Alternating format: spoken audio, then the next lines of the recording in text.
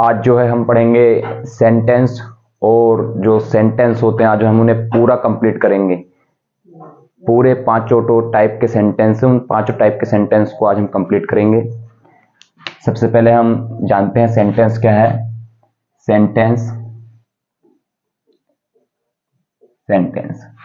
Sentence की definition है। Definition हमें लिखनी नहीं है, हमें सिर्फ काम की बातें करनी है, जो हमारे काम की बातें हैं। सबसे पहले तो हमें जानना है कि सेंटेंस कितने प्रकार के होते हैं। तो sentence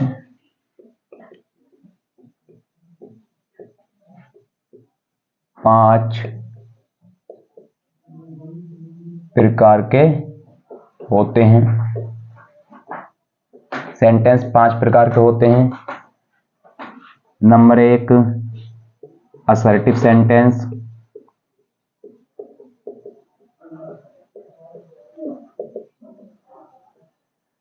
number 2 interrogative sentence,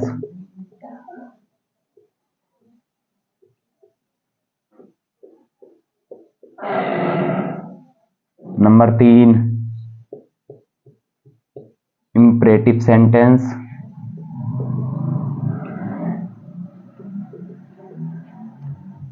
number 4 exclamatory sentence, और नंबर 5 पर है हमारा ऑप्टेटिव सेंटेंस।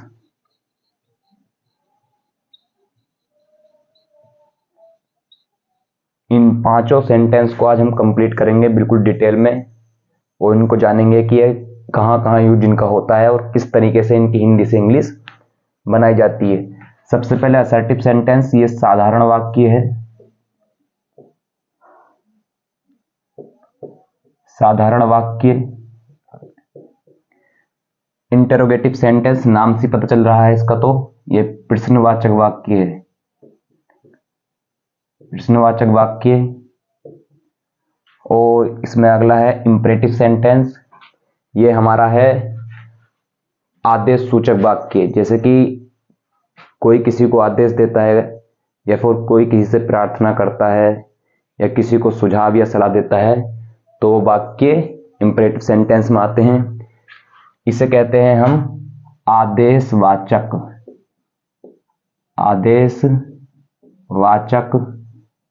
वाक्य। और अगला है हमारा एक्सक्लेमेटरी सेंटेंस। ये एक्सक्लेमेटरी सेंटेंस जो है, कोई अचंभे वाली बात है, यानी कोई बात को सुनकर चौंक गया और फिर उसके मुंह से कोई ऐसी बात निकल गई जैसे कि ऐसा लग रहा है कि कितना बड़ा सदमा इसे लगा है। इसे कहते हैं एक्सक्लेमेटरी सेंटेंस। इसको हम आगे पढ़ेंगे, डिटेल में जानेंगे इसको एक्सक्लेमेटरी सेंटेंस क्या होते हैं और कैसे इसकी इंग्लिश बनाई जाती है। आश्चर्यवाचक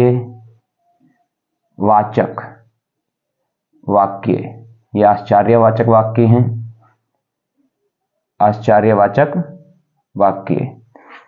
इसके बाद में है ऑप्टेटिव सेंटेंस।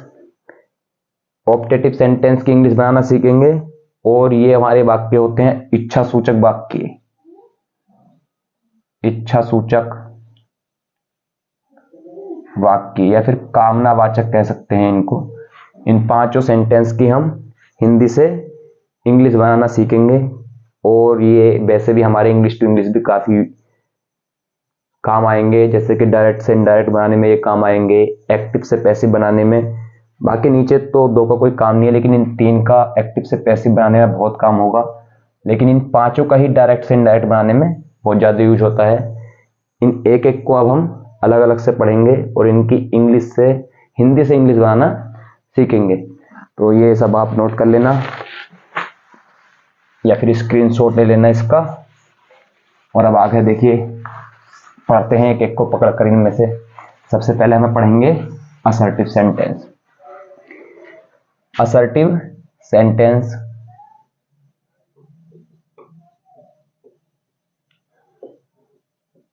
असर्टिव सेंटेंस, ये हमने पढ़ रहा है कि साधारण वाक्य है।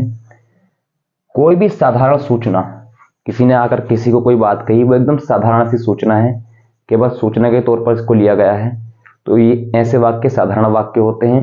हम अभी टेंस नहीं पढ़ रहे हैं। टेंस कई तरीके के होते हैं, 3 तरीके के टेंस होते हैं, फिर उनमें भी डिवाइजेशन होता है बहुत ज़्यादा।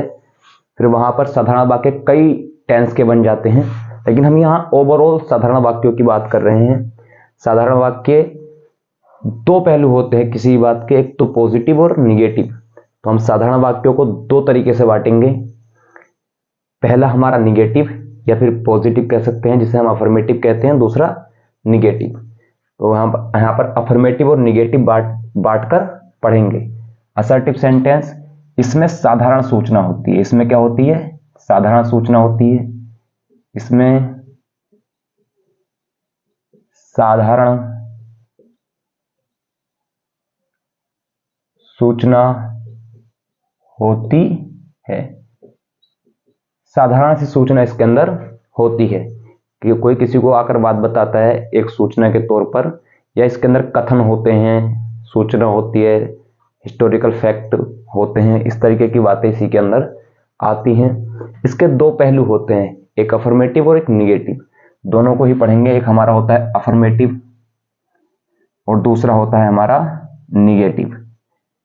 अफर्मेटिव वो वाक्य है जो सकारात्मक सूचना देता है, उसको अफर्मेटिव कहते हैं, और जो हमारी नकारात्मक सूचना देता है उसको निगेटिव कहते हैं। यहाँ निगेटिव और अफर्मेटिव लिखने का उद्देश्य सिर्फ इतना है कि यहाँ आज आप ये सीख जाओ कि जितने भी साधारण वाक्य होंगे, जितने भी अफर्मेटिव सेंटेंस होंगे, आगे जाकर टेंस में आपको पता चलेगा, वो सारे अफर्मेटिव वाक्य इसी मोड पर बनेंगे। मोड क्या होगा हमारा अफर्मेटिव का? सबसे पहले उसके अंदर सब्जेक्ट आता है, फिर उसके बाद में हम लगाते हैं हेल्पिंग वर्ब। यहाँ पर उसके बाद में हम हेल्पिंग वर्ब लगाएंगे, और फिर हम वर्ब की कोई सी भी फॉर्म जो हमारी यूज होगी वो लगाएंगे, यानी कि मेन वर्ब लगाएंगे। उसके बाद में हमारा ऑब्जेक्ट आएगा। जितने भी अफर्मेटिव वाक्य होंगे दुनिया के अंदर असर्टिव सेंटेंस में, वो इसी मोड पर आधारित होंगे। ठीक, टेंस के अंदर जितने भी अफर्मेटिव वाक्य हम पढ़ेंगे, चाहे वो प्रेजेंट इंडेफिनिट का अफर्मेटिव हो, पास्ट इंडेफिनिट का अफर्मेटिव हो, या फिर प्रेजेंट परफेक्ट का अफर्मेटिव हो, उन सब का मोड इसी टाइप का होगा। बस फर्क इतना होगा, अगर पास्ट इंडेफिनिट का अफर्मेटिव है तो वो एक एक्सेप्शन होगा, प्रेजेंट इंडेफिनिट का अफर्मेटिव है तो वो एक एक्सेप्शन होगा। लेकिन अगर हम प्रेजेंट कॉन्टिन्यूअस का अफर्मेटिव पढ़ रहे हैं तो मोड यही होगा, बस कंटिन्यूअस की यहाँ हेल्पिंग वर्ब लग जाएगी और मेन वर्ब लग जाएगी, वो कंटिन्यूअस का अफर्मेटिव का मोड बन जाता है। यहाँ से हम निगेटिव पढ़ेंगे। निगेटिव में सबसे पहले सब्जेक्ट आता है, उसके बाद में हम यहाँ पर लगाते हैं हेल्पिंग वर्ब, और उसके बाद में हम यहाँ पर लगाते हैं अपना नोट, फिर हमारी आती है वर्ब, और सबसे आखिर में ऑब्जेक्ट। ये हमारा निगेटिव का मोड होगा। जितने भी हम सेंटेंस पढ़ेंगे, टेंस में जाने के बाद जितने भी हम सेंटेंस पढ़ेंगे, सारे निगेटिव वाक्य इसी मोड पर बनने वाले हैं हमारे। इंपॉर्टेंट बात यह है कि कभी कभी आपने देखा हो कि हेल्पिंग वर्ब जो होती है वो एक शब्द से ज्यादा की हो जाती है। जैसे कि मैं आपको बताता हूं, ये एक हेल्पिंग वर्ब है हैज, और इसके साथ लगा हुआ है बीन। ये हैज बीन एक हेल्पिंग वर्ब है। अगर हमें यहां पर नोट लगाना है तो नोट जो जब भी लगाएंगे, हेल्पिंग वर्ब का जो मुख्य शब्द होगा, पहला वर्ड होगा, हैज यहाँ पर पहला वर्ड है और सेकेंडरी वर्ड हमारा बीन है, तो हैज के तुरंत बाद यहाँ पर नोट लगा दिया जाएगा, यानी नोट हैज नोट बीन हो जाएगा। तो एक से ज्यादा शब्द की जो हेल्पिंग वर्ब होती हैं उसमें नोट पहले शब्द के बाद ही लगा देते हैं। तो ये कोई अलग की बात नहीं है, पुरानी बात है, सब किताबों में लिखी हुई है, बस ये बताना था और अब ये आपकी समझ में आ चुका होगा। जैसे देखो, हम एक वाक्य लिखते हैं, वाक्य से समझेंगे। जैसे मैंने लिखा, एक छोटा सा वाक्य लिखेंगे, ज्यादा बड़ा वाक्य नहीं लिखेंगे। वह फुटबॉल खेल रहा था, खेल रहा था। देखो ये हमारा पता, सबको पता है कि ये पास्ट कॉन्टिन्यूअस का टेंस है, पास्ट कॉन्टिन्यूअस का हमारा ये वाक्य है। हम इसकी इंग्लिश बनाएंगे, लेकिन ये अफर्मेटिव है, बस समझाने के तौर पर लिखा गया है। अफर्मेटिव वाक्य है क्योंकि इसके अंदर ना कोई नहीं शब्द है, यानी कि ये निगेटिव वर्ड भी नहीं है, और दूसरी बात, ना ही एक प्रश्नवाचक वाक्य है, ये केवल एक साधारण सूचना दे रहा है। ये हमारा पास्ट कॉन्टिन्यूअस का अफर्मेटिव वाक्य। तो इसमें सबसे पहले हम सब्जेक्ट लगाएंगे। काम करने वाला व्यक्ति सब्जेक्ट होता है, तो वह हमारा सब्जेक्ट, इसकी हिंदी इंग्लिश ही हुई। फिर आएगी हमारी हेल्पिंग वर्ब, हेल्पिंग वर्ब बाज आ जाएगी, बाज ये वर्ब में से एक। उसके बाद में वर्ब आएगी, वर्ब की आईएनजी फॉर्म लगाते हैं। कॉन्टिन्यूअस कितने भी हों, दुनिया के अंदर बहुत सारे कॉन्टिन्यूअस है, 3 और 3 6 कॉन्टिन्यूअस है। कल को 6 और बन जाएं तो उनमें भी हम आईएनजी फॉर्म ही लगाएंगे। कॉन्टिन्यूअस में सबसे अच्छी बात यह है, खेलने को कहते हैं प्ले, और इसमें लगा देंगे हम आईएनजी फॉर्म, ये हो जाएगी प्लेइंग। और वो खेल कर रहा है फुटबॉल, प्लेइंग फुटबॉल, फुटबॉल, ये हमारा बन गया सेंटेंस। फुटबॉल की स्पेलिंग ये होगी फुटबॉल, ठीक, सही है। ये हमारा एक सेंटेंस बना। अफर्मेटिव वाक्य का जो मोड है वो ये है, जितने भी अफर्मेटिव वाक्य हैं वो सब इसी मोड पर बनने वाले हैं। नीचे इसी वाक्य को हम बनाते हैं निगेटिव, और इसको इस मोड से बनाएंगे। सबसे पहले देखो यहां पर हम इसे निगेटिव बनाते हैं, वह फुटबॉल नहीं खेल रहा है। अब हमने इसको रहा है कर दिया, कोई बात नहीं, हमने उसको बदला है, इससे कोई दिक्कत नहीं है। अब ये हमें पता चल रहा है कि प्रेजेंट कॉन्टिन्यूअस का वाक्य है, इसके अंदर चूंकि नहीं शब्द है तो ये हमारा निगेटिव वाक्य है। तो निगेटिव का मोड है, एक स्टैंडर्ड मोड है निगेटिव का। ये दोनों मोड जो है, ये वाला और ये वाला, ये अफर्मेटिव का स्टैंडर्ड मोड है, ये निगेटिव का स्टैंडर्ड मोड है। टेंस जब पढ़ने जाएंगे तो वहां ना तो हमें अफर्मेटिव का मोड याद करने की जरूरत पड़ेगी किसी भी टेंस का, और ना ही हमें निगेटिव का मोड याद करना पड़ेगा किसी भी टेंस का। बस हम उनकी हेल्पिंग वर्ब और मेन वर्ब लिखेंगे। अभी आपको थोड़ी समझने में दिक्कत हो रही होगी, लेकिन जब आगे और क्लासेस पढ़ाएंगे तो वहां आपको समझ आ जाएगा कि कितनी इंपॉर्टेंट ये बातें हैं। सबसे पहले आएगा हमारा सब्जेक्ट ही, उसके बाद में हेल्पिंग वर्ब इजएमआर में से एक लगाते हैं, वो हमने लगाती है इज। अब आएगी हमारी मेन वर्ब, नहीं लेकिन ये निगेटिव है ना, इसके बाद में नोट आएगा, नोट लगा दिया है। फिर आएगी मेन वर्ब, काम हो रहा है खेलने का, प्ले, उसमें लगाएंगे आईएनजी फॉर्म, और सबसे आखिर में ऑब्जेक्ट आता है, खेला किसे जा रहा है, फुटबॉल को। तो यहाँ पर फुटबॉल की स्पेलिंग लगाकर वाक्य को कंप्लीट करते हैं। ये हमारा हो गया निगेटिव वाक्य। एक हमने अफर्मेटिव बनाया, एक निगेटिव बनाया। इन दोनों मोड को अगर आप याद कर लेंगे तो आपको कोई सा भी अफर्मेटिव हो या फिर निगेटिव का मोड याद करने की जरूरत नहीं है। यहाँ हमने असर्टिव सेंटेंस को कवर किया है। इसके बाद में अगला नंबर हमारा आता है इंट्रोगेटिव सेंटेंस का। अब हम पढ़ेंगे इंट्रोगेटिव। इसको जरा थोड़ा रफ करते हैं।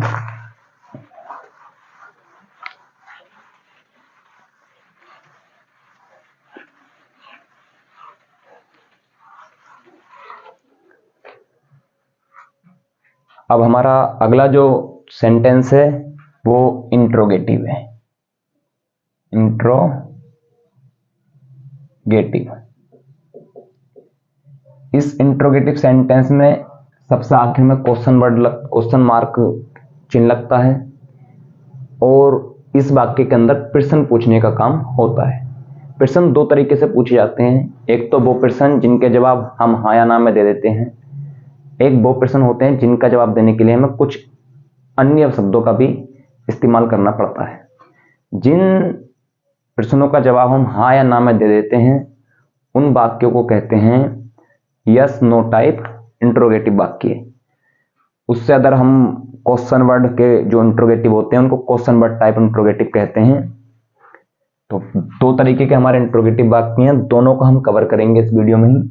सबसे पहले हमारा होता है इंट्रोगेटिव वाक्य, इसकी हिंदी तो हमने पहले ही समझ ली थी, प्रश्नवाचक वाक्य हैं। एक हमारा होता है फर्स्ट टाइप, एक होता है फर्स्ट टाइप और दूसरा होता है हमारा सेकंड टाइप। इंट्रोगेटिव लिखने की जरूरत नहीं है, इंट्रोगेटिव हेडिंग डला हुआ है तो लिखने की क्या जरूरत है। फर्स्ट टाइप जो हमारा इंट्रोगेटिव होता है उसकी हम पहचान पढ़ते हैं, पहले हिंदी में पहचान। इसमें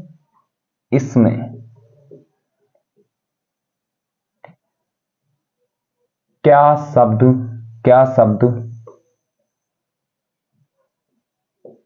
वाक्य के शुरू में आता है। इसके अंदर क्या शब्द जो है वाक्य के शुरू में आ जाता है। जिस वाक्य में क्या शब्द वाक्य के शुरू में होगा वो वाक्य हमारा फर्स्ट टाइप इंट्रोगेटिव होगा। सेकंड टाइप इंट्रोगेटिव की जो हमारी पहचान है वो ये है कि इस वाक्य में जो सेकंड टाइप के इंट्रोगेटिव वाक्य हैं उनमें क्वेश्चन वर्ड वाक्य के बीच में आता है। इसमें या फिर इनमें कह देते हैं, लेकिन हम इसमें लिखेंगे। इसमें क्वेश्चन वर्ड वाक्य के बीच में आता है। ये हिंदी वाक्यों की बात बता रहा हूं मैं, हिंदी में बीच में आता है। इंग्लिश का तो एक मोड लिखेंगे हम, बस मोड से ही ये पता चल जाएगा कि ये फर्स्ट टाइप है या सेकंड टाइप है। सबसे पहले हम लिखेंगे फर्स्ट टाइप का मोड। फर्स्ट टाइप का हमारा मोड ये है कि सबसे पहले आता है हमारा फर्स्ट टाइप में हेल्पिंग वर्ब। तो हेल्पिंग वर्ब लिखेंगे सबसे पहले, उसके बाद में लिखेंगे हम अपना सब्जेक्ट, फिर लिखेंगे हम अपनी मेन वर्ब और फिर लिखेंगे हम ऑब्जेक्ट। मेन वर्ब या फिर वर्ब एक ही बात है, हेल्पिंग वर्ब हमने कर लिया, फिर लास्ट में क्वेश्चन मार्क। ये हमारा फर्स्ट टाइप का मोड है।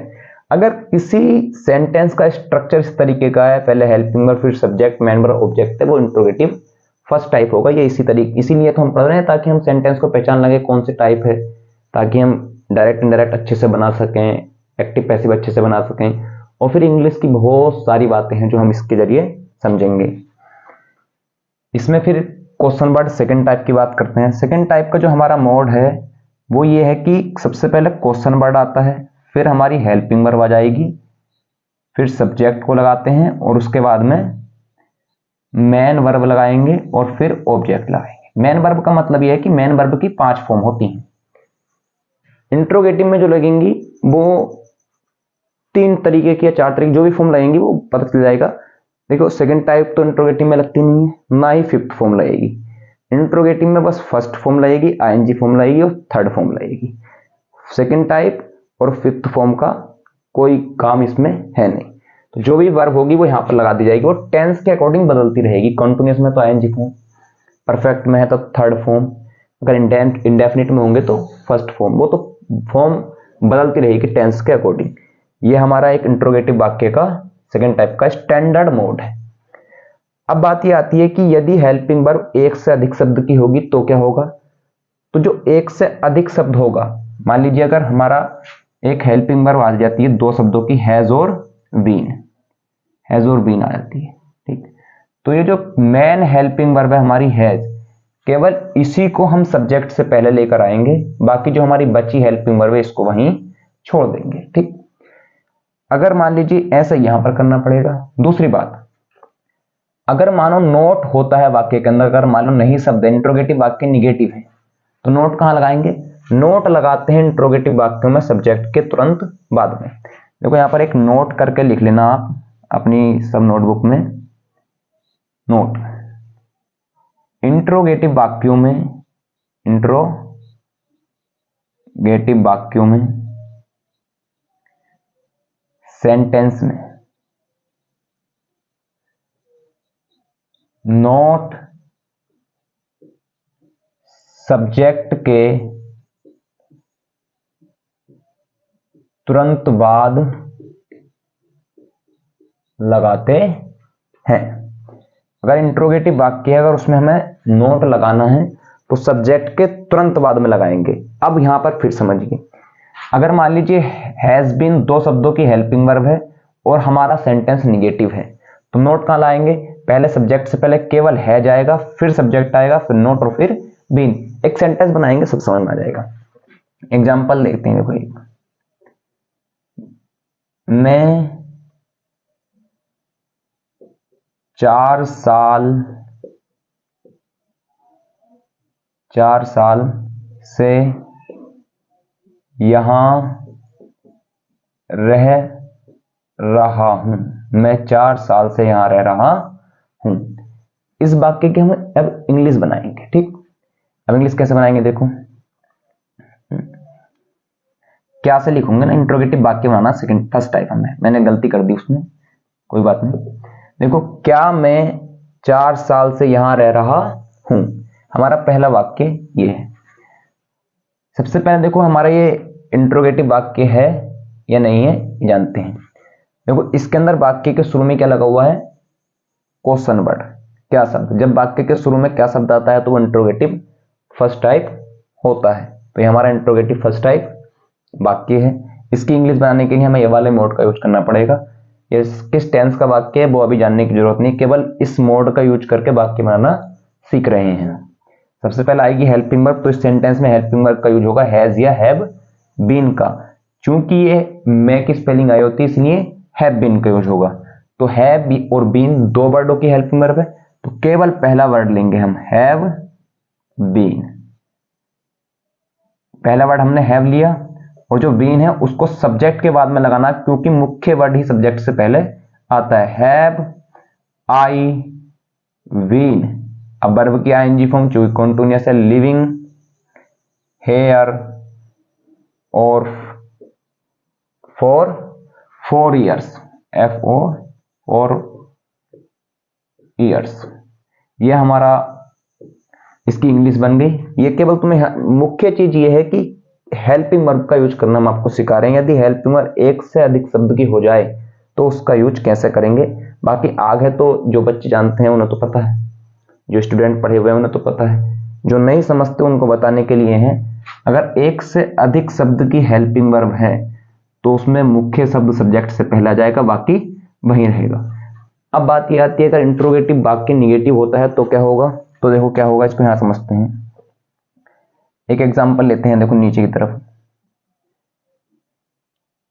रमेश 4 साल से क्यों नहीं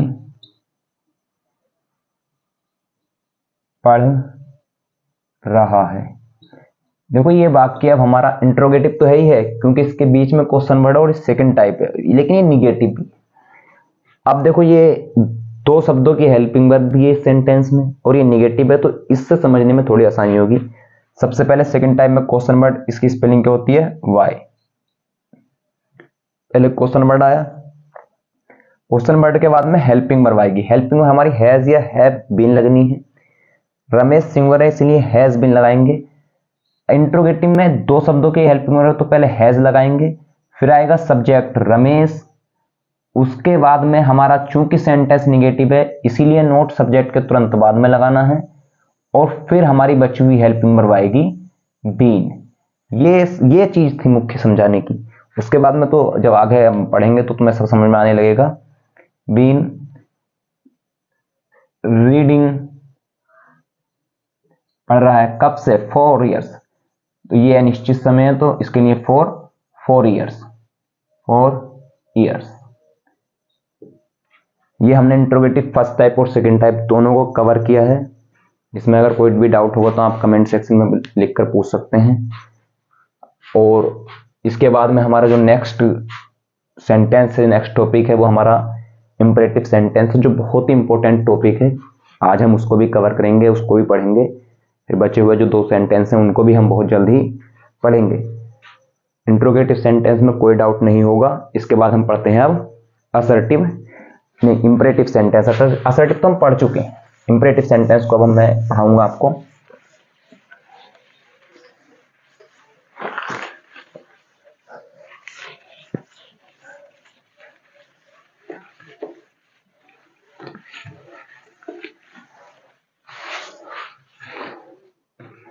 नेक्स्ट हमारा सेंटेंस है इंपरेटिव।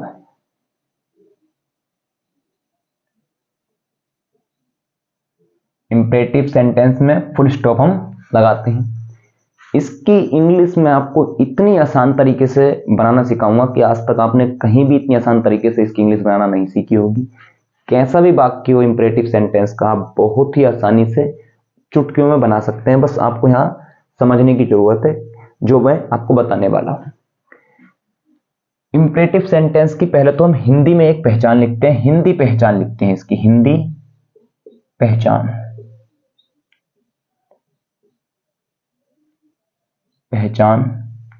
इसकी हिंदी पहचान क्या है? इसकी हिंदी पहचान ये है, यदि कोई व्यक्ति किसी को आदेश देता है तो वो आदेश इसके अंदर आता है। कोई किसी से प्रार्थना करता है वो इसके अंदर आता है, किसी ने किसी को सलाह दी या फिर सुझाव दिया या फिर कोई प्रस्ताव रखा उसके सामने, ये सब चीज़ें हमारी इंपरेटिव सेंटेंस में आती हैं। लेकिन इसकी एक अलग से पहचान ये है, वो वाक्य जिस वाक्य में काम करने वाला व्यक्ति दिखाई ना दे उसको हम इंपरेटिव सेंटेंस कहते हैं। लेकिन हम लिखेंगे वही जो सब किताबों में होती है। इसमें सलाह होती है, इसमें सलाह होती है। दूसरा प्रस्ताव होता है, प्रार्थना होती है, इसके अंदर सुझाव होता है,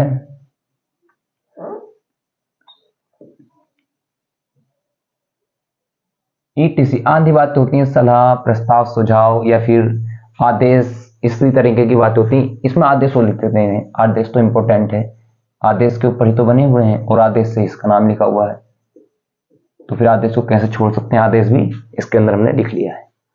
ये तो हमारी हुई हिंदी में एक पहचान। अब एक और देखिए, मैं इसकी पहचान अपनी तरफ से आपको बताता हूं और मैं कर वह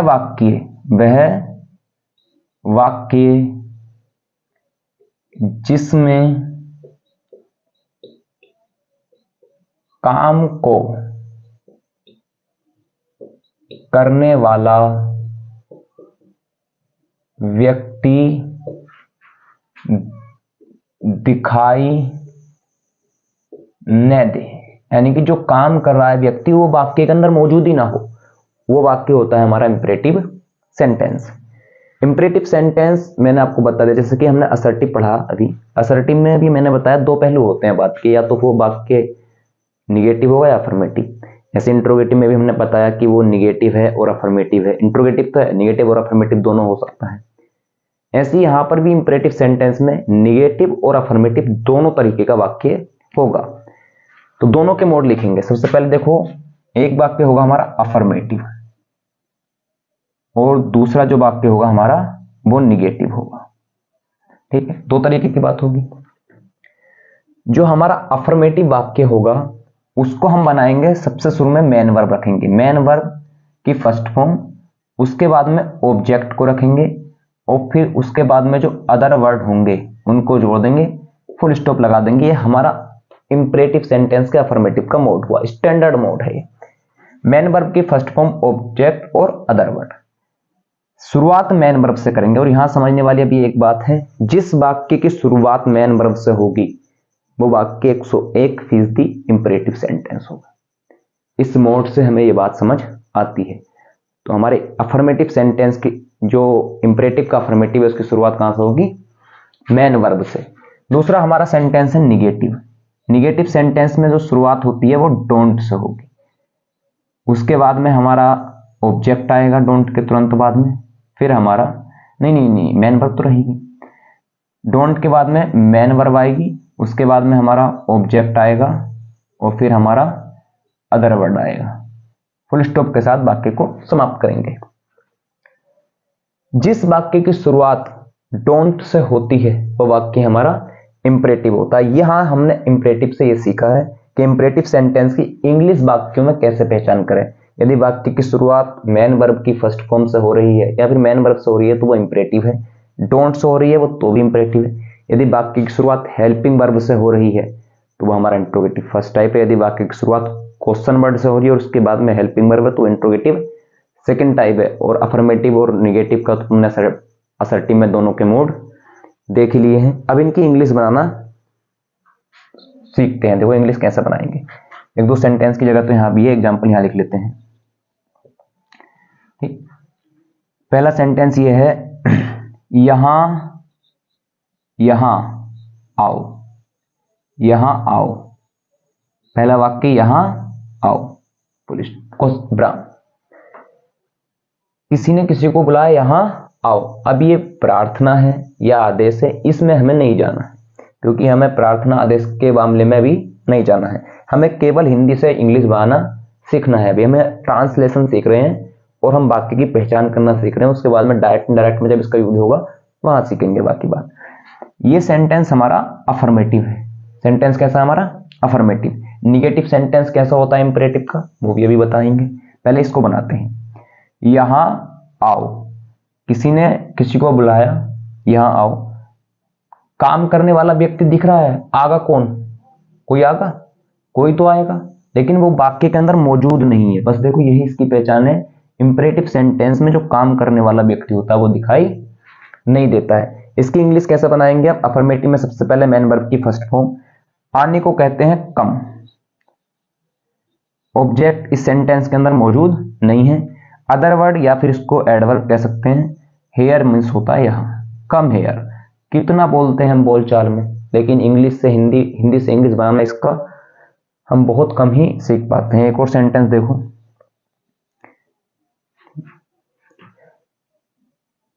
वहां मत खेलो, मत खेलो।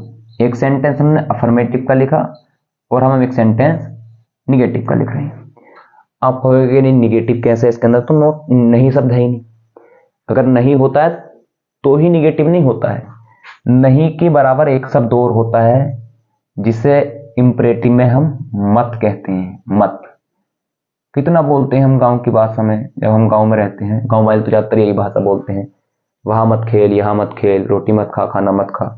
खाना नहीं खा तुमने बोलते देखा? गांव वाले ऐसे बोल देंगे तो आधे लोग उसकी मजाक बनाएंगे। तो बस मत ही चलता है गांव के अंदर। तो ये निगेटिव सेंटेंस है। निगेटिव की शुरुआत कहां से होगी? Don't say. सबसे पहले हमने क्या लगाया? डोंट।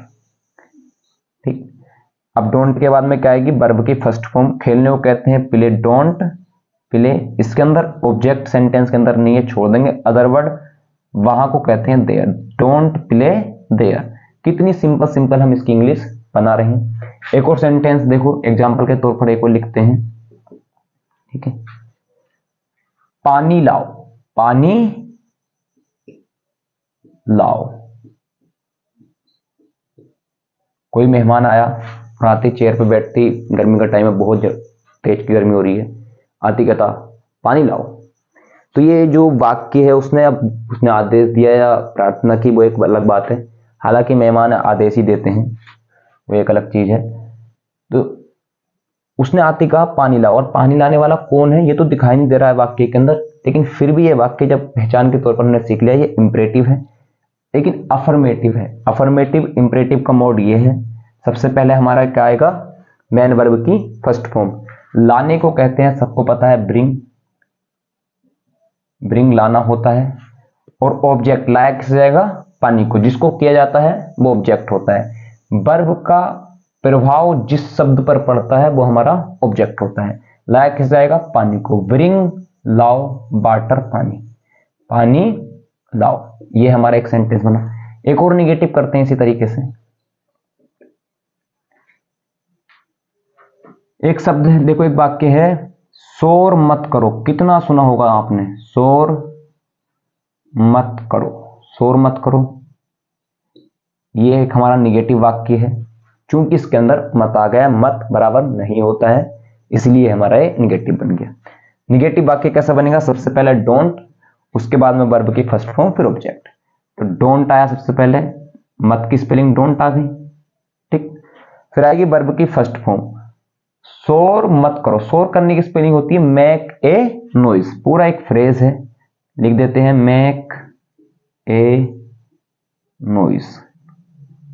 ठीक, ये हमारा निगेटिव भी हमने कवर किया। दो सेंटेंस दोनों के बनाए। और भी आप सेंटेंस बना के देखना अपना आप खुद से, तो वहां एक अच्छी प्रैक्टिस होगी। बार बार इसको देखिए, समझेंगे आप। ये हमारा इंपरेटिव भी कंप्लीट हुआ। और अब यहीं बस वीडियो को समाप्त करते हैं। आगे जो बचे हुए दोनों सेंटेंस हैं हमारे, एक्सक्लेमेटरी और ऑप्टेटिव, उनको भी इसी तरीके से पूरे विस्तार में हम बताएंगे। फिलहाल धन्यवाद।